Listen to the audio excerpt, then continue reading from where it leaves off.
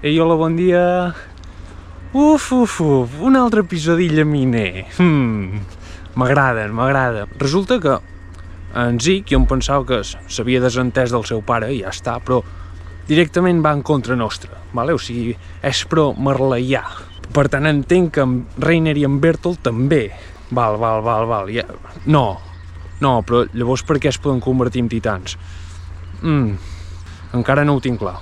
Potser els únics del bàndol marleià que es poden convertir en tità són eldians traïdors. Llavors, la carta de l'Ymir, que estava així expectant de què seria, saps? És una carta d'amor. Ostres, no m'ho esperava. No m'ha sorprès. Crec que en tot l'anime que portem és el primer cop que s'insinua alguna cosa romàntica, crec. Després, el senyor Mussol, que és el que estava infiltrat dins dels marleians, vale? Es diu Eren. Ja és casualitat. I resulta que aquest té el poder de tità que acabarà tinguent en Grisha i després l'Eren. Que aquest tità té un nom, Attack Titan, Shingeki no Kyojin, que és el nom de l'anime, m'entens? Però no sé per què l'han traduït Attack on Titan. Però bueno, clar, llavors comences a pensar i dius, vale, dels 9 titans, quins coneixem?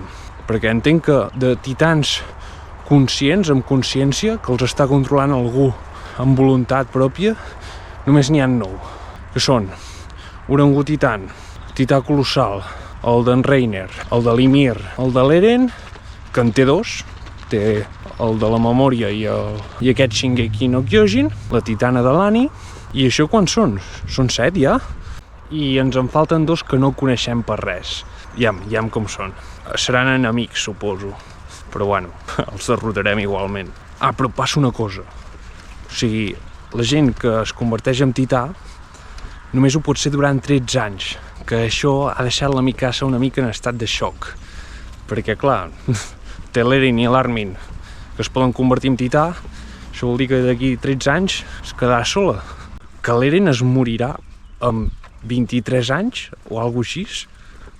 Terrible, I ara ve el més fort de tot. Quan l'Eren Kruger, el Mussol, diu, no sé ben bé què diu, però diu els noms Armin i Mikasa. Que dius, què? Són gent del futur. Clar, aquí comences a pensar, vale, aquest és l'Eren de gran, que fa viatges amb el temps.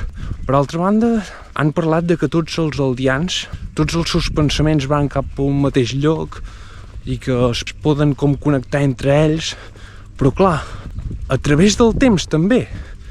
És molt fort això, M'ha explotat el cap quan diu Mikasa i Armin. Un dubte que jo tinc, vale? El rei que hi havia abans, el que hi havia abans de la història, es deia no sé què Fritz. La mare d'en Zic es deia no sé què Fritz, i aquesta gent es considerava reial. L'Ymir, tità fundador, també han dit que el seu cognom era Fritz. Per què, de cop i volta, diuen, no, és que la veritable família reial té el cognom Reis.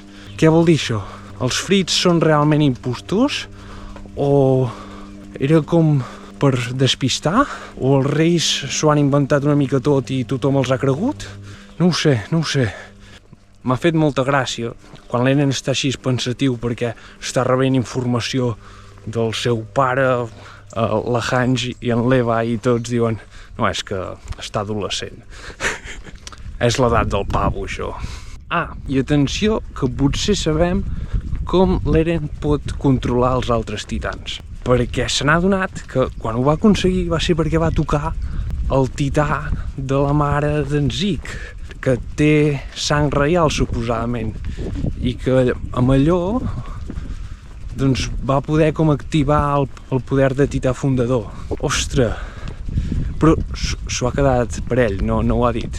Bon episodi. Ens veiem al següent episodi, que serà l'últim de la tercera temporada, part 2. No sé si hi ha part 3. Ja com s'acaba. Vinga, vagi bé.